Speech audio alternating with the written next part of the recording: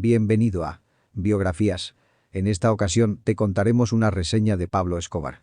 Pablo Emilio Escobar Gaviria, Río Negro, Antioquia, 1 de diciembre de 1949 Medellín, Antioquia, de diciembre de 1993, fue un narcotraficante, terrorista, criminal y político colombiano, fundador y máximo líder del cartel de Medellín.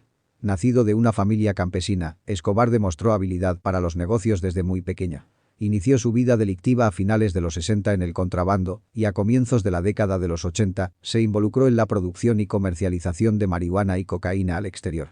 Tras formar alianzas con Gonzalo Rodríguez Gacha, Carlos Leder y Jorge Luis Ochoa, Escobar fundó el Cártel de Medellín, organización que en su auge monopolizó el negocio de la cocaína desde su producción hasta su consumo, controlando más del 80% de la producción mundial de dicha droga y del 75% del mercado ilícito de la misma en Estados Unidos.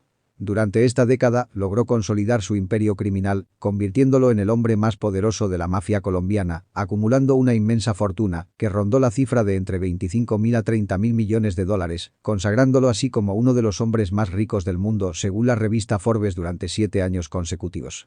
Para excusar su inmensurable capital, a comienzos de los 80 Escobar trató de pulir su imagen a través de la realización de obras de caridad para los desprotegidos y con una breve incursión en la política, ocupando un escaño como representante a la Cámara en el Congreso Nacional en 1982.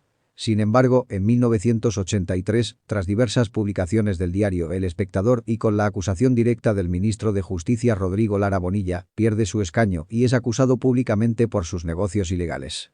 Meses después, Lara Bonilla y Guillermo Cano, director del El Espectador, son asesinados por órdenes de Escobar.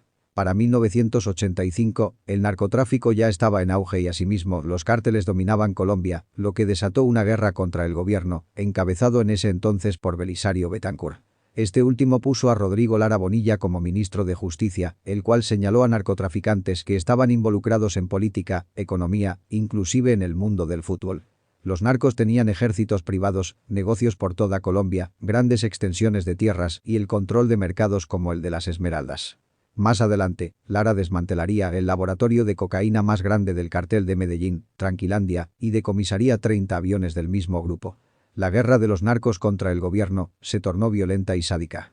Tras el asesinato de Lara Bonilla en abril de 1984, Betancur se dispuso a aplicar el Tratado de Extradición de Narcotraficantes a Estados Unidos. Tras sendos intentos de negociación y múltiples secuestros y asesinatos selectivos de jueces y funcionarios públicos, en 1989, el cartel de Medellín con Escobar al mando declaró la guerra total contra el Estado. Organizó y financió una extensa red de sicarios, fieles a su mando, que asesinó a personalidades clave para la institucionalidad nacional, como el dirigente liberal Luis Carlos Galán, y perpetró actos terroristas indiscriminados con el empleo de coches bomba en las principales ciudades del país que desestabilizaron al mismo, puso a las autoridades de rodillas y que lo convirtió en el criminal más buscado a comienzos de los años 90. Fue responsable del asesinato de 657 policías entre 1989 y 1993, cita requerida y de feroces enfrentamientos contra el cartel de Cali, los paramilitares del Magdalena Medio y finalmente los Pepes. Después de la consumación de la Asamblea Nacional Constituyente en 1991, que le dio a Colombia una nueva constitución y la prohibición de la extradición de nacionales a Estados Unidos, Escobar decidió someterse a la justicia con la condición de ser recluido en la Catedral, una ostentosa cárcel ubicada en sus terrenos. Tras demostrarse que aún seguía delinquiendo tras las rejas, el gobierno quiso capturarlo, por lo cual Escobar se dio a la fuga, saliendo fácilmente por la parte trasera de la prisión, lo que significó uno de los episodios más vergonzosos para la autoridad penitenciaria del país. Tras su escape, el gobierno conformó el denominado bloque de búsqueda para capturarlo y tras 17 meses de intenso rastreo, fue tiroteado en un tejado de un exclusivo sector de Medellín a los 44 años de edad el 2 de diciembre de 1993. Familia de Pablo Escobar. Medellín, la segunda ciudad más grande de Colombia, lugar donde Escobar creció e inició su carrera delictiva. Fue el tercero de un hogar de 7 hijos, sus padres fueron Abel de Jesús Escobar Echeverry, campesino agricultor que dejó una inmensa fortuna a su muerte, y Hermilda de los Dolores Gaviria Berrío, maestra de escuela. Sus hermanos, en orden de nacimiento fueron Roberto de Jesús, alias El Osito, Gloria Inés, Argimiro, Alba Marina, Luz María y Luis Fernando, el menor, nacido en 1958 y asesinado a los 19 años en 1977. Su abuelo materno, Roberto Gaviria Covaleda, ya le había precedido en actividades ilegales, ya que fue un renombrado contrabandista de whisky en épocas en que este era ilegal, principios del siglo XX. El mencionado Roberto Gaviria fue también el abuelo del abogado y político colombiano José Obdulio Gaviria, ex asesor presidencial de Álvaro Uribe Vélez. En una entrevista concedida a la televisión nacional del entonces, años 80, Pablo Escobar manifestaba sobre sus orígenes lo siguiente. Una de las frases que Pablo Escobar decía era la siguiente. Pues mi familia no tuvo unos recursos económicos importantes y vivimos dificultades como las que vive la mayoría del pueblo colombiano, entonces no somos ajenos a esos problemas, los conocemos profundamente y los entendemos. Infancia y juventud de Pablo Escobar. Según testimonio de su madre, Escobar empezó a mostrar perspicacia y astucia ya en la escuela primaria, y en los inicios de la secundaria se hizo evidente otra de sus cualidades, su liderazgo sobre sus compañeros. Escobar y su primo Gustavo Gaviria Rivero hacían pequeños negocios en el Liceo Lucrecio Jaramillo Vélez, donde ambos estudiaban. Hacían rifas, intercambiaban cómics, vendían exámenes y prestaban dinero a bajo interés. De esta manera, Pablo Escobar empezó a desarrollar su habilidad para los negocios y el comercio.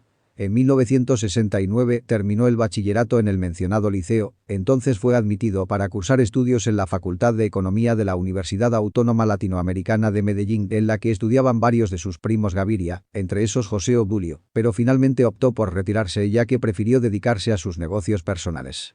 Los comienzos de Escobar en el crimen organizado se dieron lenta pero inexorablemente y a lo largo de su carrera criminal se sirvió de una extraña mezcla de violencia, sangre, paternalismo y filantropía para lograr sus fines. Mientras, por un lado, eliminaba sin piedad a sus competidores, ordenaba asesinatos, estimulaba intrigas o conspiraba contra figuras influyentes de la política o el gobierno, por el otro, regalaba sándwiches a los mendigos, erigía casas para los pobres de Medellín o construía campos de fútbol para los niños de los suburbios, lo que le proporcionaba un fuerte apoyo popular en los barrios más pobres de la ciudad. Tranquilandia era el principal centro de producción de cocaína del cartel de Medellín localizado en Caquetá. Contaba con 19 laboratorios de procesamiento, abundante agua dulce, del río Yarí, un sistema eléctrico independiente, dormitorios y una pista para aterrizaje. El complejo fue destruido en 1984 por la Policía Nacional y la DEA, incautando cerca de 14 toneladas de droga, valorada en $1,2 millones. Escobar comenzó su carrera delictiva con pequeños timos, hurtos y trabajando para el rey del contrabando en Colombia Alfredo Gómez López el Padrino.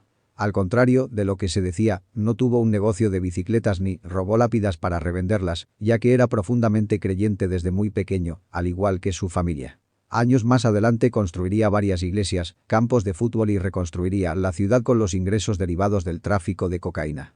A medida que fue creciendo, se involucró en el hurto de automóviles en las calles de Medellín y pronto pasó a dedicarse al tráfico de marihuana hacia los Estados Unidos. Se le involucró igualmente en el secuestro y asesinato del industrial Diego Echavarría Misas en 1971 y del capo del narcotráfico Fabio Restrepo en 1975. Primero actuaba como intermediario que compraba la pasta de coca en Colombia, Bolivia y Perú, para posteriormente revenderla a los traficantes encargados de llevarla a Estados Unidos. En la década de 1970 se convirtió en una pieza clave del tráfico internacional de cocaína, asociado con Gonzalo Rodríguez Gacha, Carlos Leder, Jorge Luis Ochoa y sus hermanos Fabio y Juan David, fundó y lideró el denominado Cartel de Medellín que se hizo con el control de pistas, rutas, laboratorios y monopolizó el comercio ilegal desde la producción hasta el consumo. En 1978 fue detenido por tráfico de estupefacientes, pero el proceso prescribió y quedó en libertad meses después de su detención. No obstante, el proceso fue reabierto por la jueza Mariela Espinosa, quien también desistió de la investigación por amenazas contra su vida. Espinosa fue asesinada años después por orden de Escobar. Posteriormente llegaría a ser catalogado como el séptimo hombre más rico del mundo según la revista Forbes, cosa que su hijo negaría años después. Fue dueño de una de las haciendas más extensas de Colombia, llamada Hacienda Nápoles, que se convirtió en su centro de operaciones. Pablo Escobar estaba entre los multimillonarios del mundo por su inmensa fortuna invertida en edificios, viviendas, automóviles y haciendas. En la Hacienda Nápoles reunió más de 200 especies de animales exóticos para la región, como hipopótamos, jirafas, elefantes, cebras y avestruces, todos introducidos en el país como fruto del soborno a las autoridades aduaneras, lo que no impidió la difusión televisiva del inmueble en un reportaje propagandístico. Era aficionado a los automóviles lujosos y, después del atentado perpetrado por sus enemigos del cártel de Cali, se encontraron más de 40 autos deportivos en el aparcamiento del edificio Mónaco en Medellín, donde vivía parte de su familia. Es difícil calcular la totalidad de sus bienes raíces como edificios, oficinas, fincas, locales comerciales y casas, pero algunos datos hablan de más de 500 predios de su propiedad. También poseía helicópteros, motocicletas, lanchas y varias avionetas para transportar la droga a través de la difícil geografía colombiana. De acuerdo con documentos de la DEA, el cartel de Medellín fundó en 1981 el Grupo Muerte a Secuestradores, más, como respuesta a los secuestros y acciones guerrilleras en su contra, este grupo está relacionado también, tras la muerte de Pablo Escobar, con Carlos Castaño y su hermano Fidel, conocidos comandantes paramilitares. Si te gustó, suscríbete a nuestro canal, donde contamos grandes historias.